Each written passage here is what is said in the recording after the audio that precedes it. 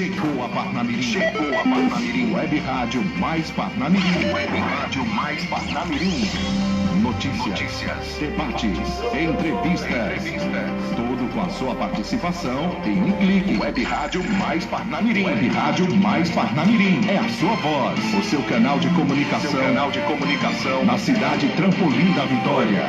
Oferecem a Web Rádio mais Parnamirim. Sistema Colégio e Curso. Educação com qualidade. Do ensino infantil ao médio. Uma excelente equipe de professores preparando seu filho para ingresso na universidade e para a vida. WhatsApp Sistema Colégio 998906000. Moriá Serviços de Contabilidade. Serviços fiscais. Serviço de departamento pessoal. Abertura e legalização de empresas. WhatsApp Moriá Contabilidade 98786 5601. Salo e segurança, cerca elétrica, concertina, câmeras, motor para portão, interfonia e controle de acesso. WhatsApp Salo e cerca elétrica 99847-4902. Arte Joias Vidigal, telefone 98812-4216. E CDL Parnamirim. Sejam filiados CDL Parnamirim. WhatsApp CDL 98741-4856. Web Rádio Mais Parnamirim. No Twitter, @Mais Parnamirim. No Face, @Blog Mais Parnamirim. Instagram, @Rádio Mais Parnamirim. No Zap, 99404-4048. Web Rádio Mais Parnamirim. A sua voz. Boa tarde, Parnamirim. Estamos aqui mais uma vez com o programa Parnamirim Debate. Hoje nós temos aqui, com a graça de Deus, a presença do doutor Geraldo, nosso doutor, que é presidente do Sindicato dos Médicos, e aqui ao meu lado está o professor Daniel Médico. E vamos fazer um monte de perguntas para os outros. Manda um abraço para o pessoal do Parnamirim.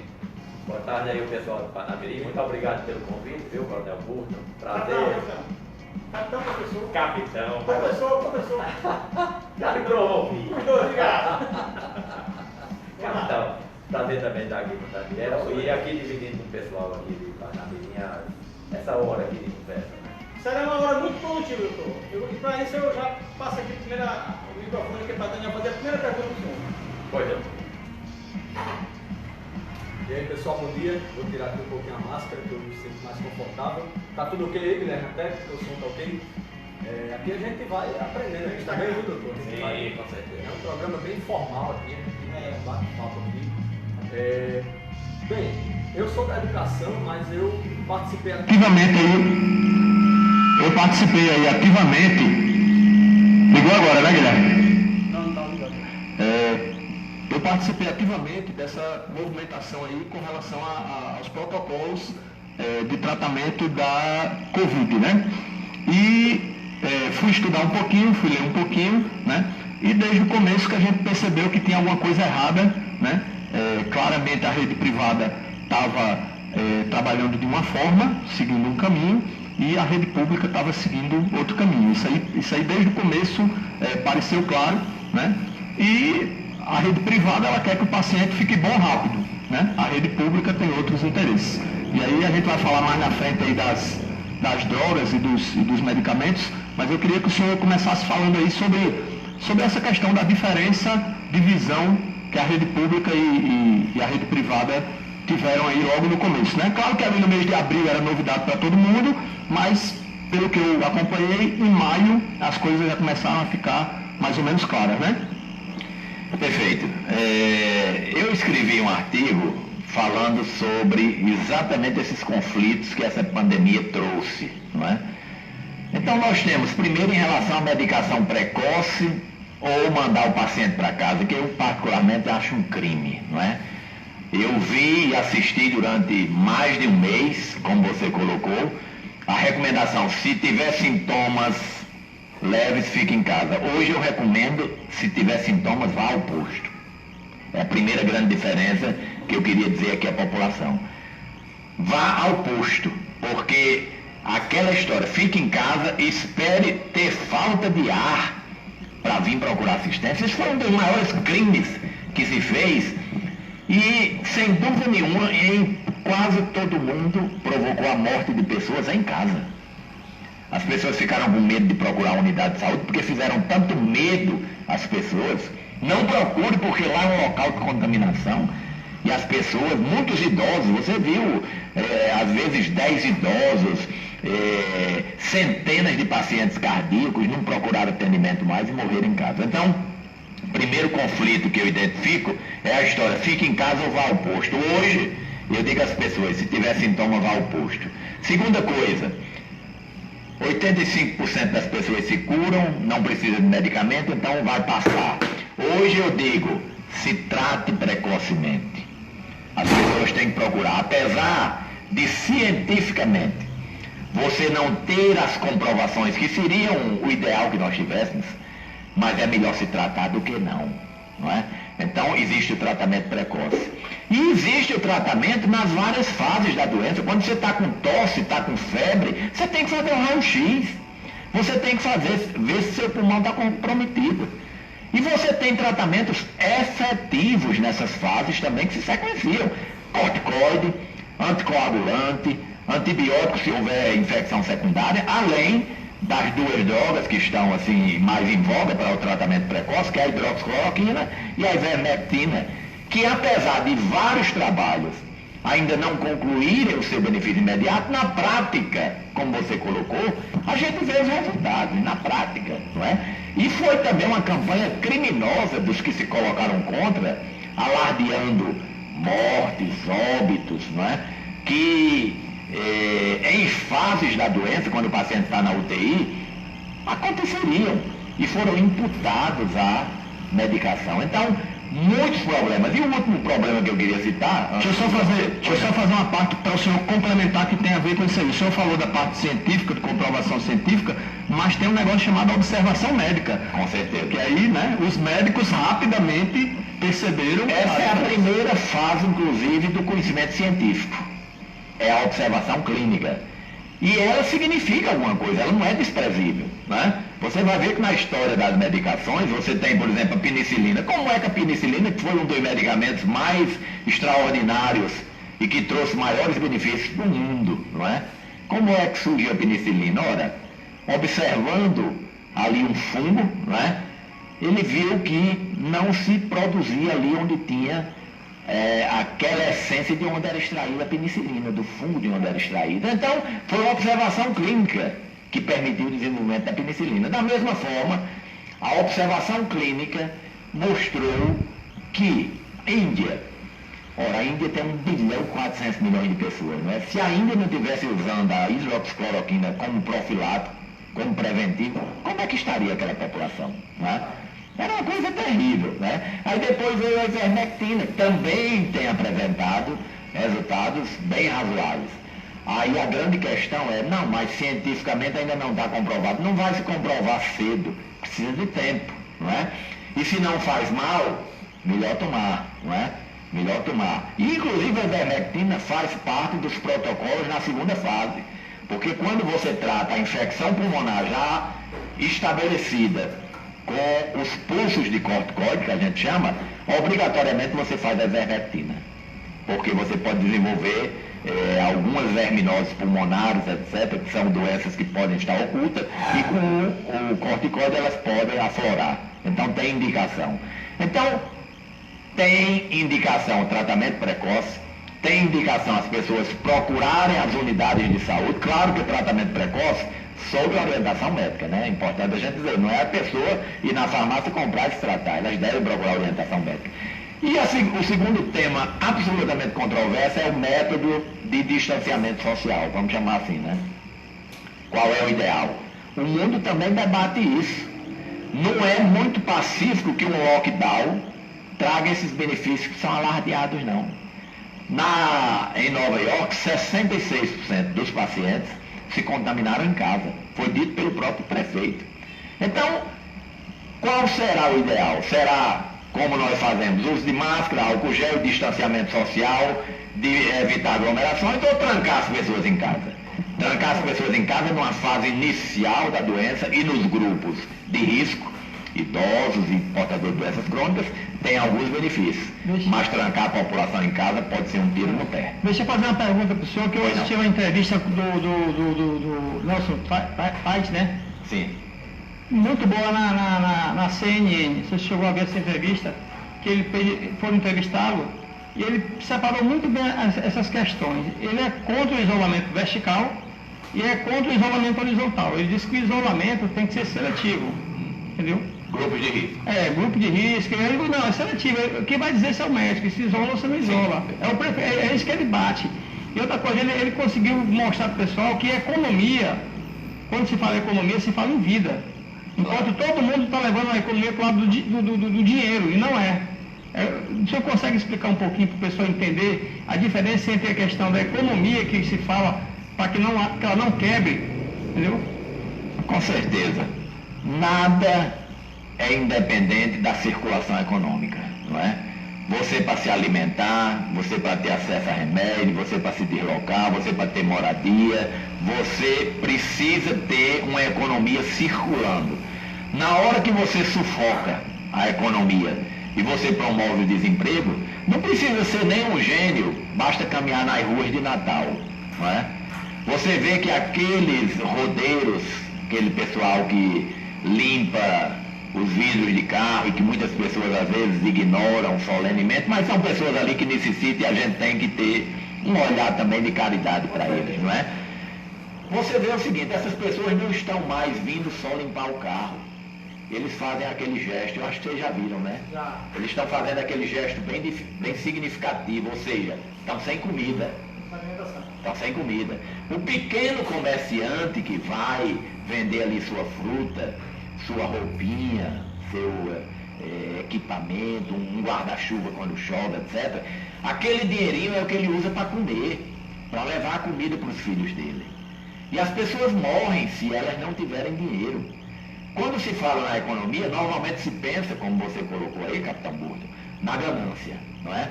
Não, é porque alguns estão com a ganância e querem ganhar dinheiro. Não, não é isso. Eles acham que todo mundo é banco. Todo mundo é banco, exatamente. Então, não, essas pessoas precisam sobreviver, elas têm aluguel para pagar, ela tem a comida para colocar dentro de casa, não é? Ela tem o aluguel, ela tem...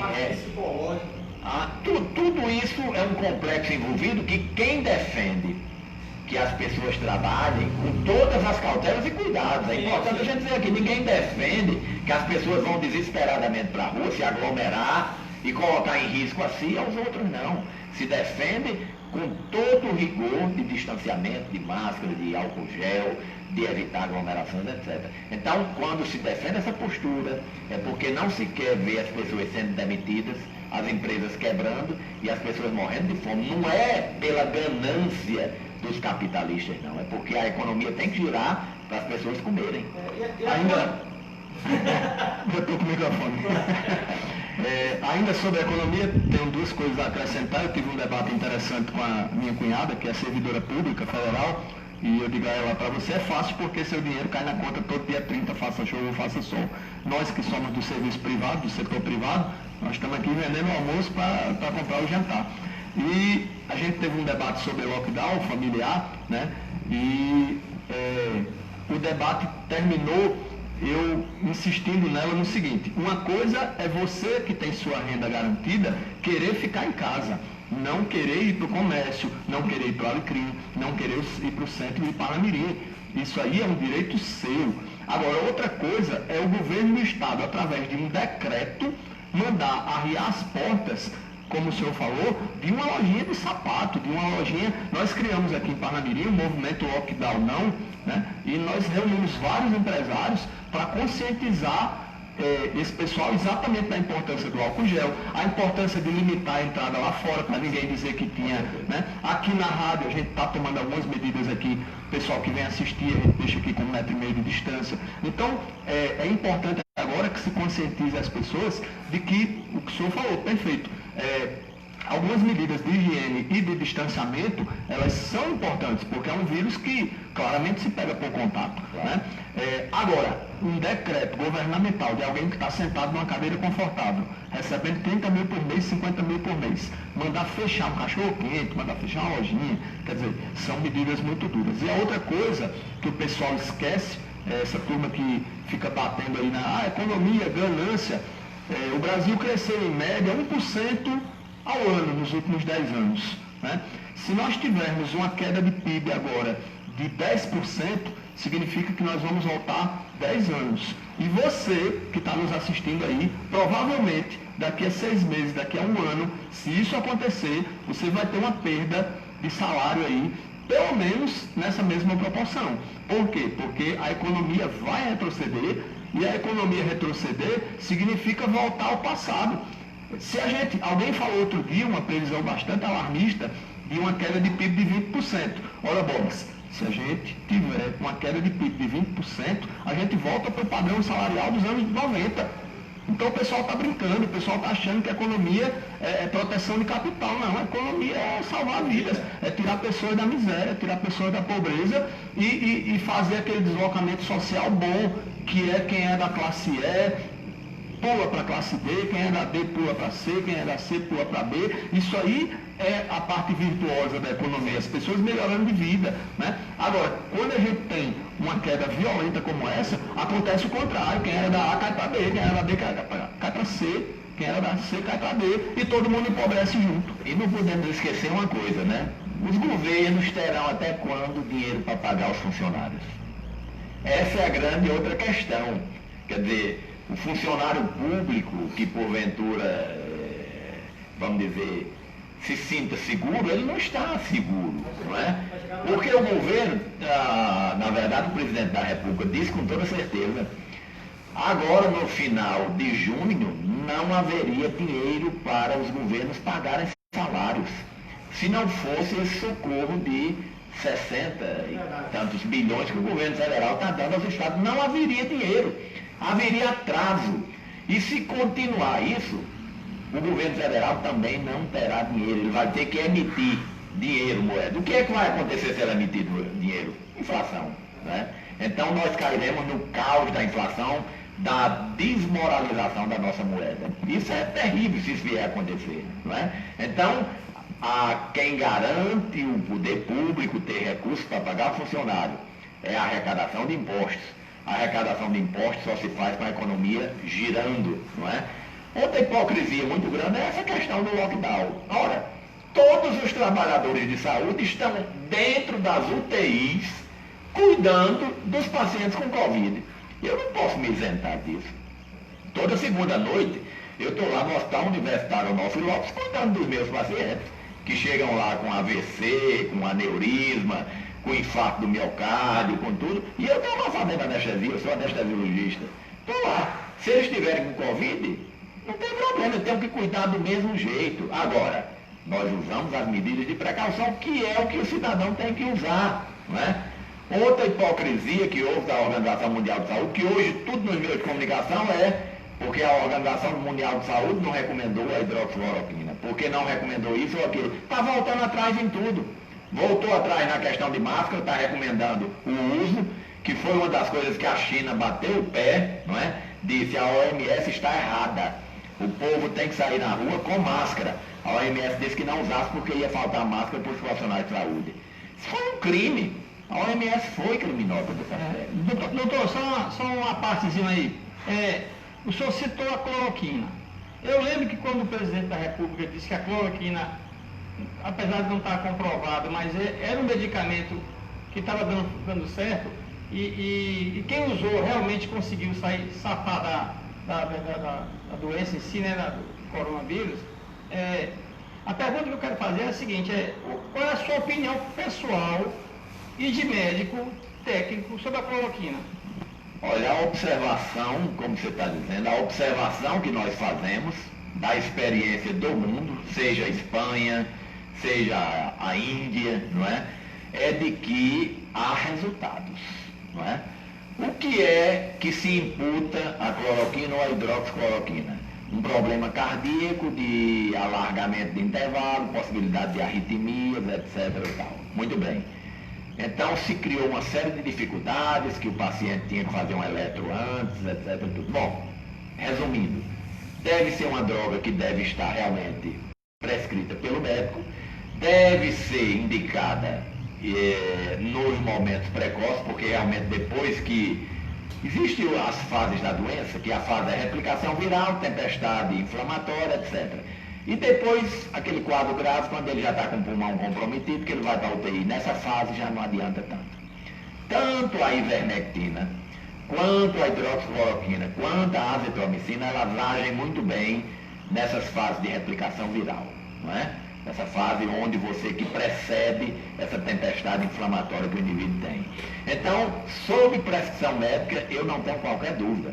Um familiar meu que me pergunta, por exemplo, eu já tive vários familiares, eu digo, vá ao médico para ele lhe prescrever. Por quê? Eu posso prescrever também, eu sou médico, ele vem de mim, mas como a gente é parente, a gente pode ficar, vamos dizer, não é a situação ideal. Se não tiver o médico prescrever, eu prescrevo. Mas vamos ao médico de nossa confiança, um pneumologista, um infectologista, um médico clínico, um médico do PSS que esteja lá, um médico do nosso plano de saúde, vamos lá, né? E a prova maior é o seguinte, esses planos de saúde que nós nos referimos, sistema privado, né? Unimed, Apivita, todos os hospitais privados, quando o paciente chega lá já sai com o seu kit, né? Constando lá ou hidroxicloroquina com azitromicina ou, se houver contraindicação, se o paciente tiver arritmias, a ivermectina com a azitromicina. Então isso aí está pacificado.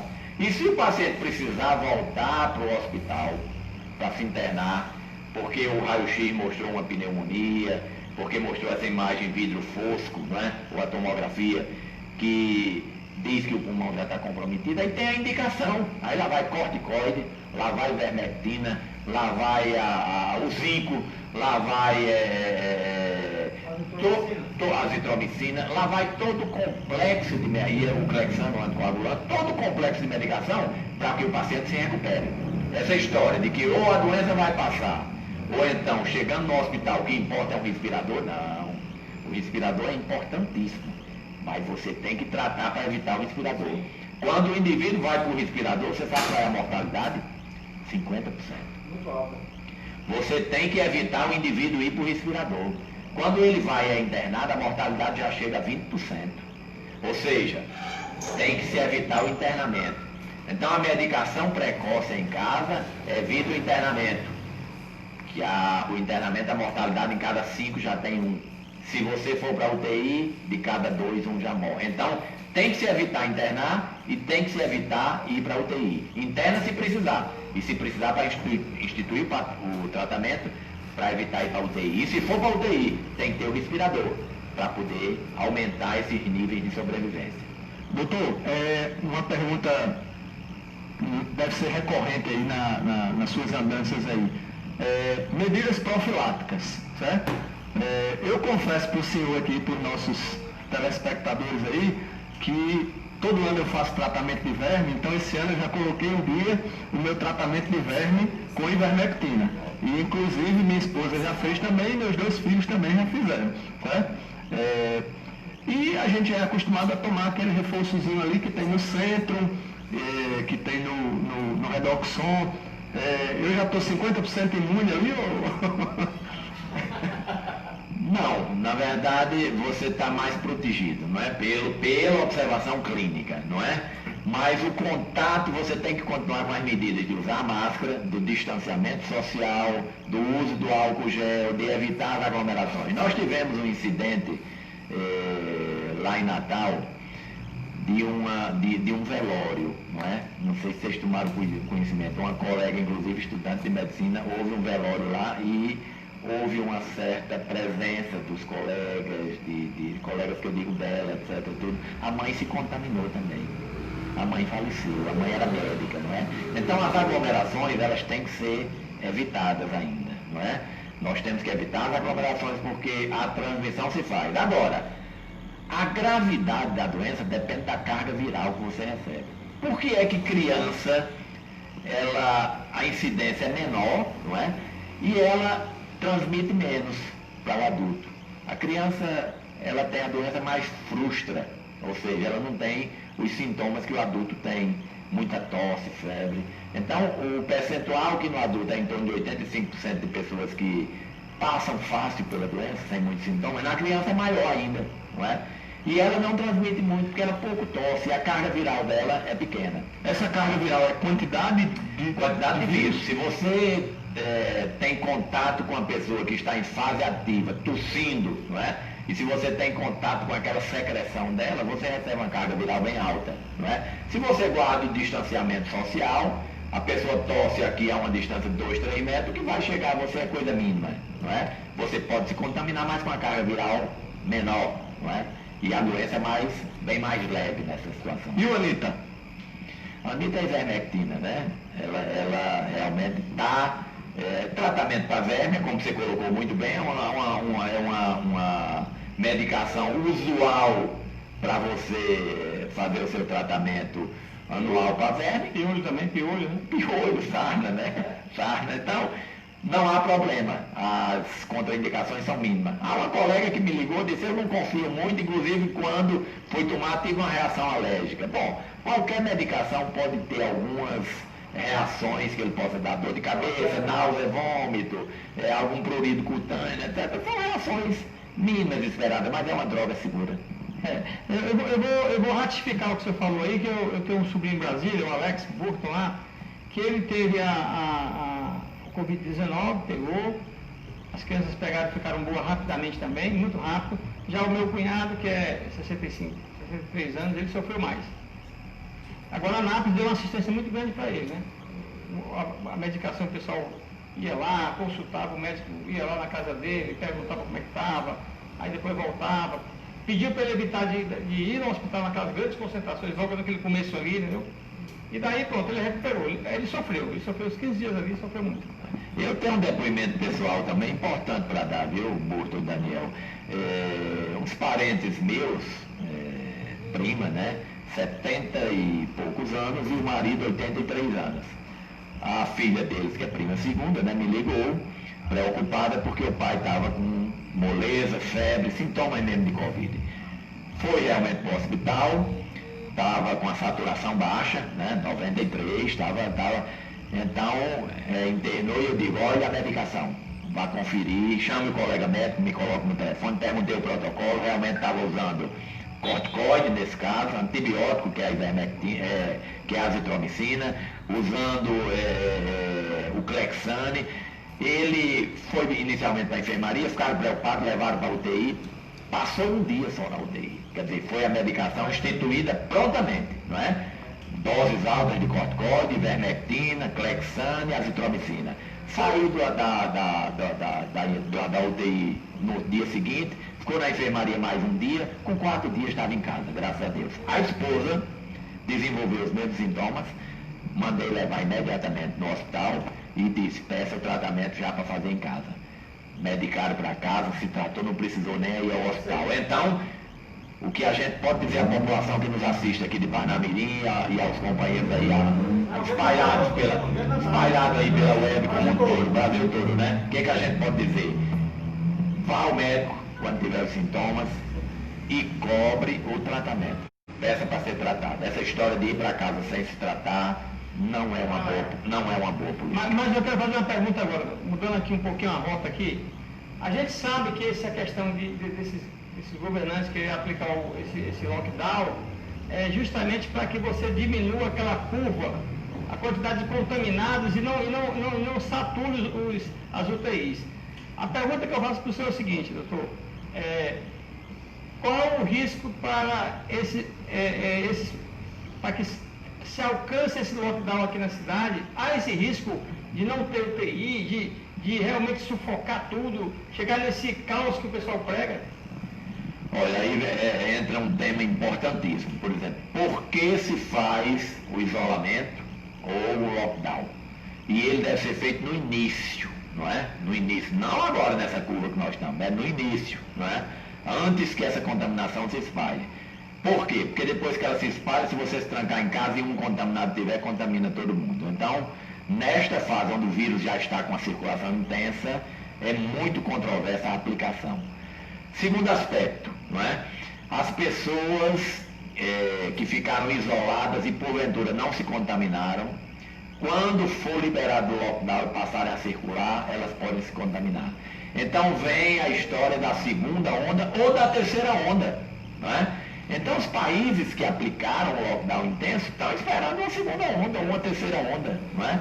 Então é uma coisa que precisa ser melhor estudada. Há situações onde, evidentemente, você tem que quebrar o contágio. Há situações para quê? Para você aparelhar a sua rede hospitalar. Porque quando você instala e não tem ainda a circulação do vírus, vamos pensar nisso, né? A circulação é restrita. Quando é uma circulação disseminada, como a gente está agora, que pelo depoimento, por exemplo, daquela Cláudia Raia, estava ela e 4 filhos e o marido, todo mundo se contaminou com o quê? Com os produtos ou com as pessoas que chegaram de fora. Então, nessa fase, o lockdown é absolutamente controverso, não é? Então, além de tudo, você tem esse risco da segunda onda e da terceira onda. Agora, você fazer um lockdown no Rio Grande do Norte, onde os governos não ampliaram adequadamente sua rede hospitalar e só tiveram conversa, jogaram conversa fora, não é? Porque isso eu não estou dizendo aqui de boca para fora, eu visitei as estruturas. Eu visitei Macaíba, tinham 10 leitos de UTI prontos lá, aí há mais ou menos um mês e meio. Eu tinha para mim que essas UTIs estavam funcionando. Quando eu vi a semana passada, o que aconteceu? O SUS Nacional descredenciou porque foi fazer a fiscalização e não estava funcionando. 10 leitos que tinham implantado, disseram que tinham implantado lá no João Machado, não estão funcionando ainda. Vão abrir segunda-feira. Então foram descredenciados porque era conversa. O governo não fez o dever de casa. Então, achatar a curva é importante para diminuir a contaminação, mas para o governo aparelhar a rede hospitalar. Infelizmente, pelo menos da parte do governo estadual, isso não funciona. Senão vai só prolongar o sofrimento, né? Prolongar o sofrimento e espaçar a doença no tempo. Em vez de... Porque alguns trabalhos dizem que se você soltar um pouco, ou seja, não fizer um isolamento muito forte, você tem essa epidemia em torno de 60 dias, 70 dias resolvida, né? São trabalhos israelenses. Todo mundo pega logo, todo mundo pega e vai, né? Agora você teria que ter uma rede eficiente para cuidar das pessoas, suportar esse impacto. Se você aplica um isolamento muito intenso ou um lockdown, você em vez de 60, 70 dias, você vai passar para 90, 120, ou até, como se fala, até o fim do ano. Porque hoje, a essa altura, no Brasil, com esses erros que foram cometidos, de um lockdown, quase um lockdown, porque foi um isolamento tão feroz, foi um lockdown precoce, não é? Ou seja, quando o povo começou a liberar, voltou uma segunda onda, tudo, e hoje já se diz que a gente não tem uma perspectiva muito exata. Embora, eu queria adiantar aqui também para vocês e para quem nos vê, que é muito provável que a segunda quinzena de junho nós já teremos a descida da curva. Eu ia fazer a pergunta agora. O senhor acha que a gente já está no... Eu acompanho os números todo dia. Aqui, Paulo de Tasso da Consult, ele está fazendo uns gráficos fantásticos no Instagram dele, e é legal porque não é a imprensa querendo fazer lavagem cerebral em você. Ele coloca os dados e tem uns gráficos bem bacanas. Ele está fazendo acompanhamento de Rio Grande do Norte, Paraíba e Brasil, tanto de contaminados quanto de mortes. Bem bacana. Todo santo dia ele publica, e aí quando dá ali 9, 10 horas da noite eu vou lá acompanhar. E eu vejo que parece que o famoso platô está chegando. Se a gente olhar os números da semana passada para cá, a gente estava naquela batida de 800 mortes. É trágico ficar contando mortes, mas quando vem um alento a gente já, estava naquela batida de 800, 900, foi para 1.000. E aí a gente teve um pico de 1.100 e aí caiu para 600 e 400. E essa semana a gente teve 2 dias seguidos que um deu 1.300 e outro deu 1.400. Eu até comentei com minha esposa ontem, eu acho que esses 1.400 aí é a correção do dia de 600 e do dia de 400. Então se a gente fizer uma média, a gente vai ver que está na batida de 1.000 e ontem foram 1.000 também. Então esse número... aí ela disse, o que significa isso? Significa que não está subindo assim, 1.000, 1.500, 2.000, 2.500, quer dizer, a gente não está naquele negócio violento ascendente, né? A gente já está com números parecidos de um dia para o outro, o que sugere que a gente está chegando no platô, né? E aí a metade do platô cumprida seria o começo da queda, né? É importante a população saber que toda epidemia ela tem um comportamento de sino, não é? Ela tanto vai subindo rápido, não é? Agora onde ela para exatamente, é importante saber onde ela vai parar, porque ela faz ali um platôzinho que é a curva do sino, não é? E aí ela começa a desabar. Não é por coincidência. Veja o seguinte, todos os times de futebol do Rio e do Centro-Sul anunciaram que por volta de 20 de junho já voltam a treinar, não é? O governador de São Paulo já começou as flexibilizações e já fala em retorno de aulas. Não sei se vocês já viram isso, não é? A governadora aplica o lockdown para dizer que vai ser a salvação, porque ela sabe que essa curva aí, mais ou menos por dia 20, ela começa a desabar, não é? Aí eles vão vender a ideia de que foi o lockdown Salvador, que é o que esse consórcio do Nordeste queria fazer, não é? Vamos botar os estados para fazer o lockdown e depois a gente aparece como salvador da pátria, não é? Então, certamente isso aí é querer faturar politicamente, não é? O fato é que, nesta segunda quinzena de junho, não é? Nós deveremos ter o início de uma queda, e a queda ela é mais ou menos súbita. Do mesmo jeito que a subida ela se faz, a queda em torno de 15 dias ela se faz numa intensidade muito grande. E existem os trabalhos feitos em Singapura, que é o trabalho que eu me baseio mais, porque não é um trabalho parado, ele vai alterando ao longo do tempo. Por exemplo, quando eu comecei a acompanhar, ele dizia que no começo de junho, dia 1º de junho, nós já teríamos uma queda significativa no Brasil. Mas esse trabalho, ele vinha mais ou menos da metade de maio. E a curva do Brasil não se conformou como eles previam. Então eles foram reajustando, então o que eles dizem agora é que realmente, a partir da segunda quinzena de junho, começa uma queda significativa. E em julho, né, nós deveremos ter uma boa resolução dessa epidemia. É essa a nossa expectativa, e tomara que assim seja, não é? Torcemos muito para que seja assim. Vamos lá, a gente está concordando muito aqui, o pensamento da gente está muito parecido. Eu vou fazer uma pergunta polêmica aqui para o doutor, para ver se a gente discorda um pouquinho, para ver se Você dá o debate, para ver se o vírus dá o debate. Eu estou lendo muita coisa sobre isso, e uma das coisas mais polêmicas que eu li sobre a Covid, né? É até interessante explicar para o pessoal aí que o pessoal erra muito a língua portuguesa, né? O vírus é masculino, é o corona. E a Covid é a doença, é feminino, né? O pessoal fala o Covid e a corona, né? Então, só explicando essa parte aí. Mas uma coisa bem polêmica que eu li é sobre a contaminação controlada, né? Para quem está nos acompanhando aí, talvez não tenha visto esse tipo de coisa, mas um dos dirigentes da Fórmula 1, a Fórmula 1 sofreu muito, eu acompanho muito, né? E a Fórmula 1 sofreu muito com essa pandemia.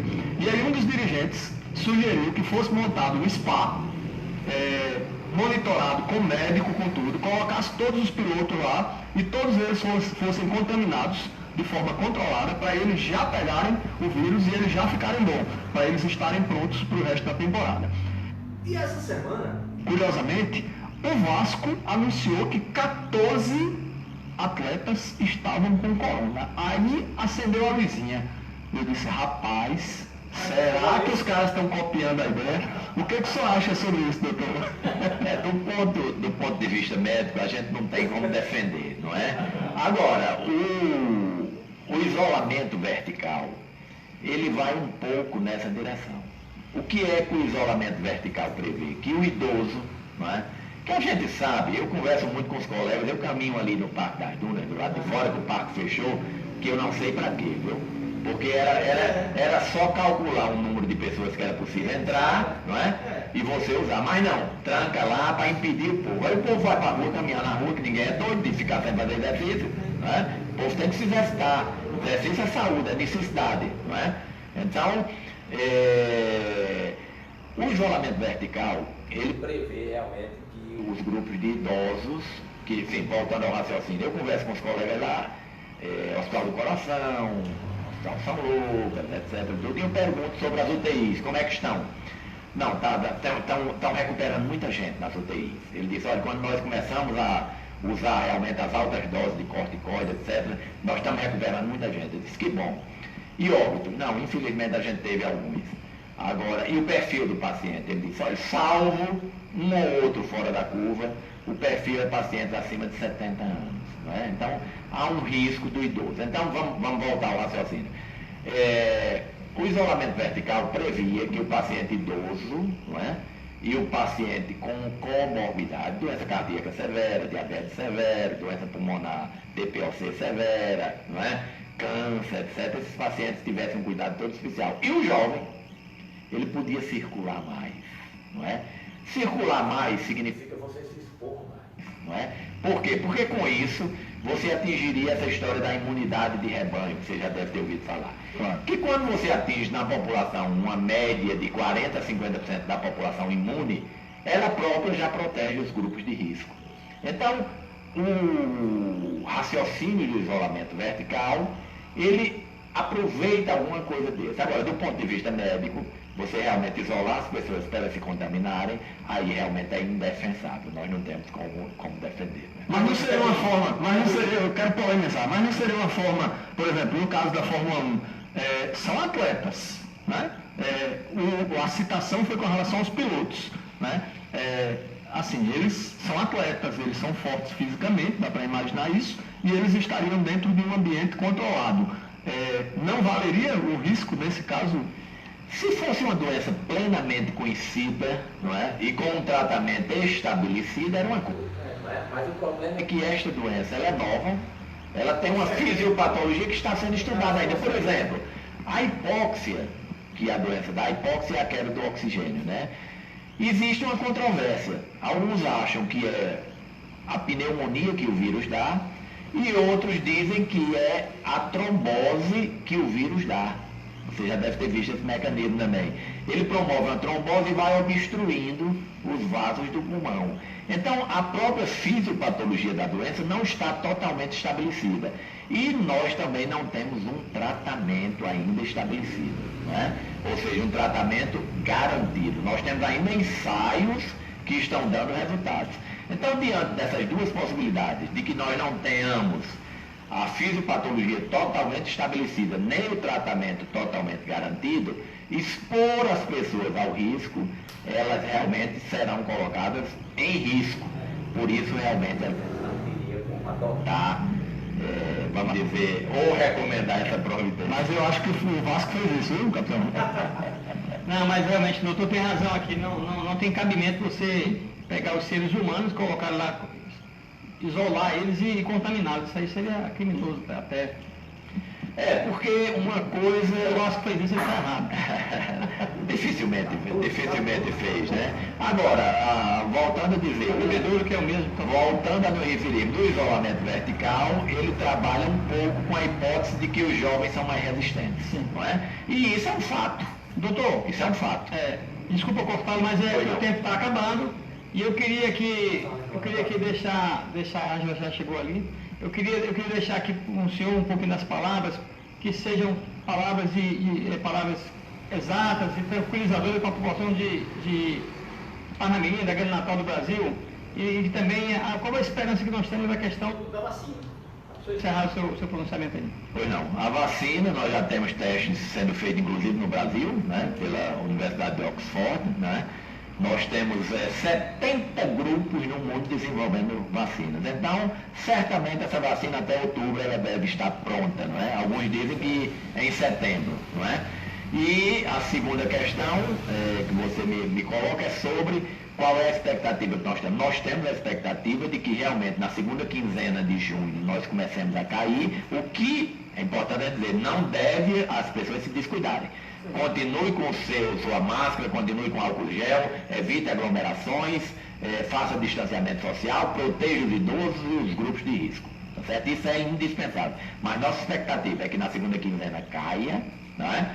E que de julho para agosto nós tenhamos a possibilidade de uma reabertura bem razoável das atividades econômicas, do comércio e até das escolas.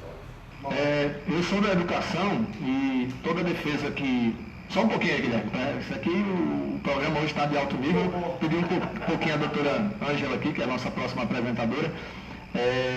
Eu sou da educação e toda a militância que a gente fez por abertura de comércio, de tudo, a gente deixou de fora a educação porque a gente sabe que vai ser a última atividade, talvez a educação só volte antes das festas, né? Mas vai voltar restaurante, vai voltar academia, vai voltar todo mundo e a escola vai voltar por último.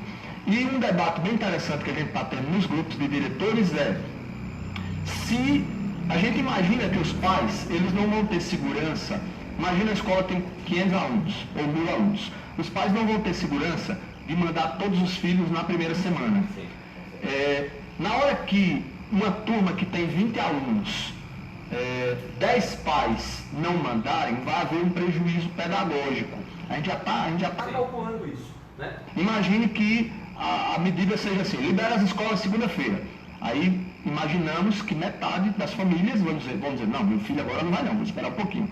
Vai haver um prejuízo pedagógico, porque a escola, hoje a gente está trabalhando com, a gente chama EAD, né, ensino à distância, mas a gente está trabalhando com aulas online, com plataforma, enfim. No dia que voltarem as aulas presenciais, a gente vai ter que paralisar as aulas EAD, porque a gente não consegue manter as duas estruturas, porque o professor está lá dando aula também na EAD. Então, a pergunta específica, já que voltando todo mundo de uma vez só, vai haver um prejuízo pedagógico, porque algumas famílias não vão mandar, a nossa ideia, até como instituição de ensino, é que a volta ela seja escalonada por nível de ensino. E aí a pergunta é, o senhor acha, não vou colocar o senhor numa situação difícil, porque eu imagino que isso ainda vai ser discutido, mas hoje, o senhor acredita que o risco... Assim, a melhor situação seria voltar primeiro a educação infantil, depois o fundamental e depois o médio, ou seria como o Distrito Federal já declarou que vai voltar primeiro o médio, e aí uma semana depois ou 15 dias depois o fundamental, e uma semana depois ou 15 dias depois o infantil?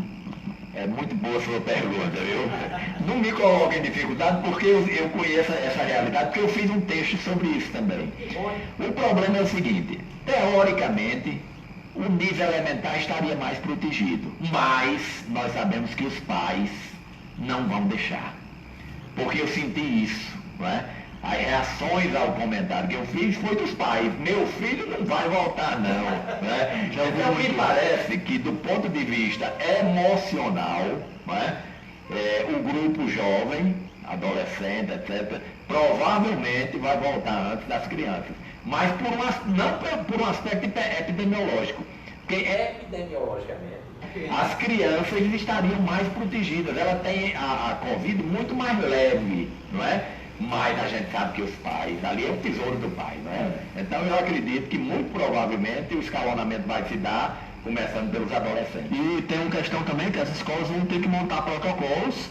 Essa semana eu já estava pensando onde é que eu vou mandar instalar uma pia na entrada, porque tem família que não fica satisfeita só com álcool gel, ela quer que lave com sabão. Então a gente já está montando lá como que vai ser para a gente instalar uma pia na entrada, talvez aquele protocolo da água sanitária no chão.